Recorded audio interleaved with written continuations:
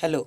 आज हम बात करेंगे इंडियाज़ असेंबली इलेक्शन जो कि 2 मई में उसका रिज़ल्ट आया है उसी के बारे में। और मैं हूँ राजकमल। तो चलिए स्टार्ट करते हैं। तो सबसे पहले हम जान लेंगे कि अभी जो 2 मई का जो रिज़ल्ट आया वो किन राज्यों में इलेक्शन हुआ था उसका रिज़ल्ट आया। तो सबसे बड़ा वेस्ट बंगाल, उसके बाद तमिलनाडु, उसके बाद Kerala, then Assam and then हमारा यूटी था एक जी। मीन्स अपने कंट्री में 2 ही यूटी हैं जहाँ पर असेंबली इलेक्शन होता है। तो पहला है दिल्ली और दूसरा है पौंडीचेरी, इसे पुडुचेरी भी कहा जाता है। तो 5 स्टेट्स में ये इलेक्शंस हुआ था। तो सबसे पहले हम बात करेंगे वेस्ट बंगाल के बारे में। तो ये है फ्लैग वहाँ की जो जो रूलिंग पार्टी टीएमसी का, तृणमूल कांग्रेस का, जिसको हेड करती हैं ममता बनर्जी, जो कि वहाँ पर चीफ मिनिस्टर थी, इनकम्बेंट चीफ मिनिस्टर थी। तो इस बार भी इनका चीफ मिनिस्टर बनने का पूरा संभावना है। तो चलिए अब हम बात कर लेते हैं इलेक्शन कमीशंस के साइड से कि किस पार्टी को कितना वोट मिला है। तो देखिए यहाँ पर टीएमसी को 213 सीट्स मिला है, फिर से बीजेपी को 77 सीट्स मिला है, इंडिपेंडेंट जो निर्दलीय को 1 सीट्स मिला है और राष्ट्रीय सेक्युलर मजलिस पार्टी को 1 सीट मिला है। इसमें मैं बता दूं कि अलायंस में जो कि तृणमूल कांग्रेस की जो तृणमूल कांग्रेस ने 2 इंडिपेंडेंट कैंडिडेट को बैक किया था, तो उनमें से एक जीत गया।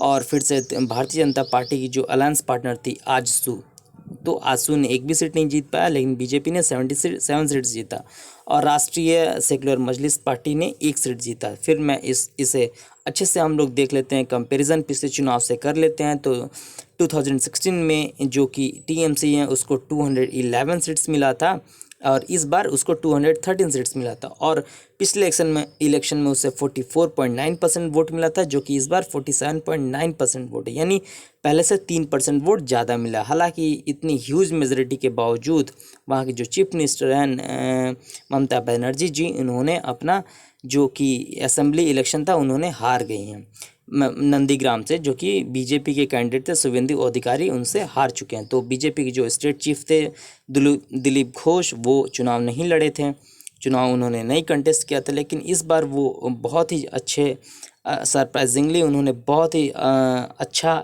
सीट्स लाया है। पिछले इलेक्शन में उन्होंने 3 सीट लाया था, मीन्स बीजेपी ने 3 सीट लाया था, जो कि इस बार 77 हो गया, मीन्स 74 का ग्रोथ है। और पिछले इलेक्शन में इन्होंने 10.4% वोट सिक्योर किया था, जो कि इस बार 38.4% वोट सिक्योर किए। हालांकि इस बार उन्होंने ऐसा दावा किया था कि वो इस बार वो इस स्टेट में सरकार बना लेंगे, क्योंकि 2019 का जो लोकसभा इलेक्शंस था उसमें इन्होंने बहुत ही अच्छा प्रदर्शन किया था और 18 आउट ऑफ 42 इन्होंने लोकसभा इलेक्शंस जीता था। मीन्स 42 में से 18 जो लोकसभा सीट्स था इसमें ये जीत चुके थे। और जो यहाँ की जो 34 ईयर्स तक जो शासन किया यहाँ पर जो party CPIM, means left parties को पूरा कंबाइंड हम बोले, तो उन्होंने यहाँ पर एक भी सीट नहीं जीत पाए हैं। हालांकि इसको लीड करते हैं CPIM के सूर्यकांत मिश्रा, जो कि पिछले बार CPIM ने यहाँ पर 36 सीट्स लाया था 19.75 वोटों के साथ, जो कि इस बार 0 सीट्स हो चुका है।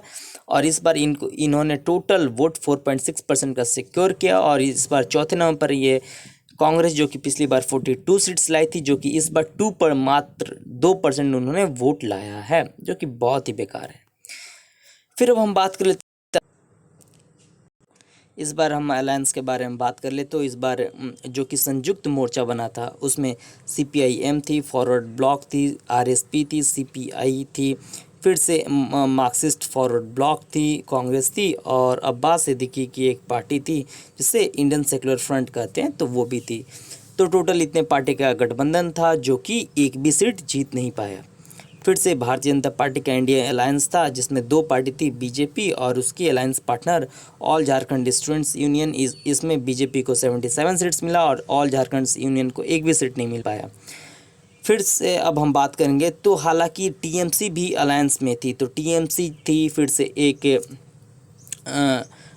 गोरखालैंड जनमुक्ति मोर्चा और 2 इन्होंने इंडिपेंडेंट को सपोर्ट किया था, जिनमें गोरखालैंड जनमुक्ति मोर्चा एक भी सीट नहीं जीत पाई और इनका एक इंडिपेंडेंट जीत पाया। हालांकि ये खुद अपने मन से मतलब अपने दम पर इन्होंने 213 सीट्स का ह्यूज मेजोरिटी लाया टीएमसी ने। तो अब हम बात कर लेते हैं तमिलनाडु के इलेक्शन रिजल्ट के बारे में। तो सबसे पहले मैं बता दूं कि तमिलनाडु में टोटल 234 सीट्स हैं, जिसमें कि वहाँ पर इस बार अलायंस एसपीए अलायंस जो कि जीता है, मीन्स इसको लीड करता है डीएमके, और इस बार हारा है इंडिया अलायंस, मीन्स इसको लीड करता है तमिलनाडु में एआईएडीएमके। मतलब बीजेपी तमिलनाडु में इंडिया अलायंस को लीड नहीं करता है।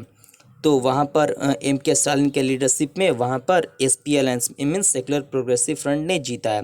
तो मैं बता दूं कि एसपीए ने टोटल 159 सीट जीता है और एनडीए ने 75 सीट्स, जो कि पिछली बार एसपीए ने 104 सीट जीती थी और एनडीए ने 124 सीट्स। हालांकि मैं बता दूं कि 2016 के इलेक्शन में एआईएडीएमके एनडीए का पार्ट नहीं था। फिर मैं बता दूं कि पिछले इलेक्शन में 39.85 वोट सिक्योर किया था 98 वोटों के साथ, 98 सीट्स के साथ। एसपी अलायंस और एनडीए अलायंस जो है वो पिछली बार 40.88% वोट लाया था 136 सीट्स के साथ। मीन्स आप यहाँ पर देख सकते हैं पिछली बार जो कि एनडीए अलायंस था वो ओनली 0.15% वोट ही ज़्यादा लाया था डीएमके से। हालांकि मैं बता दूं कि उस समय डीएमके को लीड कर रहे थे एम करुणानिधि और एआईएडीएमके को लीड कर रही थी जे जयललिता, जो कि दोनों का निधन हो चुका है इस चुनाव में। दोनों जो कि विजनरी लीडर थे, जो कि नहीं हैं। हालांकि इस बार बता दूं कि अलायंस में इंडिया अलायंस में एआईएडीएमके सबसे बड़ा मतलब पार्टनर था और सबसे ज़्यादा सीट लाया 65 सीट्स। हालांकि से पिछले इलेक्शन से घाटा लगा 71 सीट्स। उसके बाद आता है पीएमके, जिसका पिछले इलेक्शन में एक भी सीट नहीं था, जो कि इस बार 5 सीट हो गया। फिर बीजेपी, एक भी सीट नहीं था पिछले इलेक्शन में, जो कि अब 4 सीट हो गया है। फिर पीबीके और ये सब पार्टी हैं। उसके बाद अब हम बात करते हैं एसपीए सेकुलर प्रोग्रेसिव अलायंस के बारे में। तो इसमें सबसे बड़ा पार्टनर था डीएमके, जिसे 125 सीट्स है और पहले से इसे 36 सीट ज़्यादा मिला है। फिर कांग्रेस 18 सीट्स, पहले से 10 सीट ज़्यादा मिला है। फिर एमडीएमके 4 सीट अधिक मिला है विसी के। फिर लेफ्ट पार्टीज़ यहाँ पर सीपीआई सीपीएम, पहले एक भी सीट नहीं थी, अब दोनों सीट बढ़ चुका है, यानी हर पार्टी का 2-2 सीट बढ़ा है, मीन्स 4 सीट है। और बाकी ये सब पार्टियाँ हैं। फिर हम बात कर लेते हैं इलेक्शन कमीशन के साइड से। तो एआईएडीएमके को 66 सीट्स आया है, फिर से बीजेपी को 4, सीपीआई को 2, सीपीएम को 2, फिर डीएमके को 131 और कांग्रेस को 18 और पीएमके को 5 एंड वीसीके को 4। फिर अब हम बात कर लेते हैं, ये वहाँ के लीडर हैं एम के स्टालिन, जो कि वहाँ के विजनरी लीडर एम करुणानिधि के ये बेटे हैं और वहाँ के डिप्टी चीफ मिनिस्टर भी ये उनके लीडरशिप में रह चुके हैं। तो उनके निधन के बाद अब ये डीएमके का कमान संभाल रहे हैं, नेतृत्व कर रहे हैं और यहीं वहाँ के सीएम भी होंगे, ये 100% श्योर है।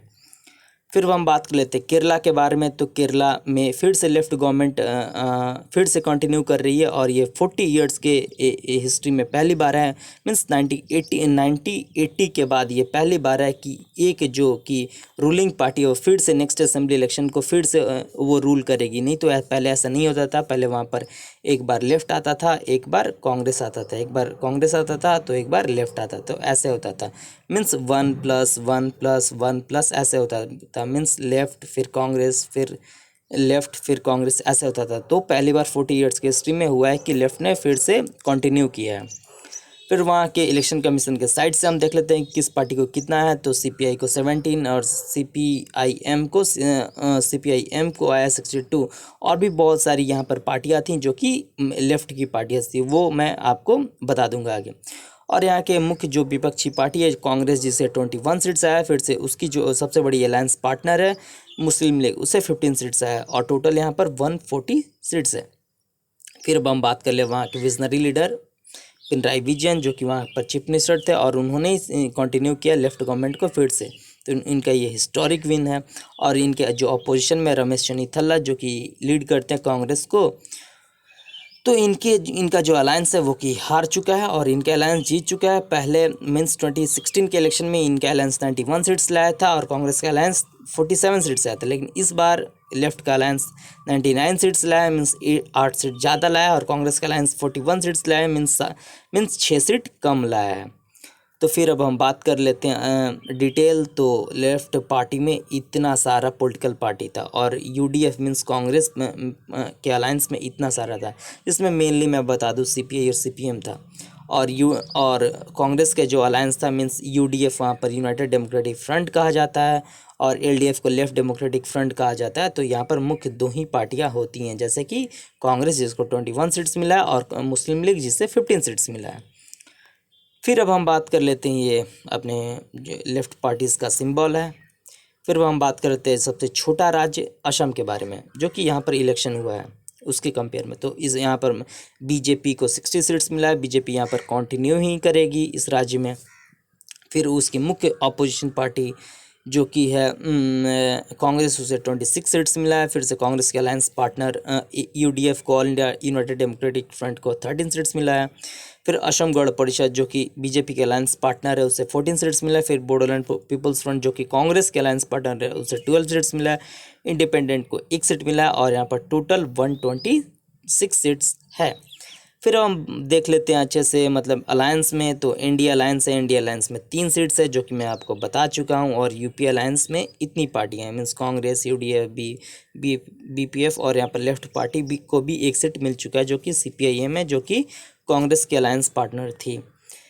फिर हम बात कर लेते हैं वहाँ के जो चीफ मिनिस्टर थे, सर्बानंद सोनोवाल, लेकिन बीजेपी ने अब इनको अपना चेहरा इस बार नहीं बनाया था, बल्कि उसने बोला था कि इलेक्शन रिजल्ट आने के बाद हम अनाउंस करेंगे। मीन्स इस बार पूरा पॉसिबिलिटी है कि जो कि वहाँ के जो कहे जाते हैं कि सर्बानंद सोनोवाल के बाद सबसे जो पावरफुल हैं बीजेपी की लीडरशिप में, स्टेट लीडरशिप में, तो हेमंत विश्व शर्मा, तो इस बार वो वहाँ के चीफ मिनिस्टर बन सकते हैं। फिर अब हम बात कर लेते हैं सबसे अपना छोटा जो राज्य जहाँ पर इलेक्शन हुआ, मीन्स पुडुचेरी के बारे में एक बार क्लियर कर दूं कि एक स्टेट नहीं बल्कि एक यूटी है, मीन्स यूनियन टेरिटरीज, और देश में 2 ही यूटी है जहाँ पर असेंबली इलेक्शन होता है।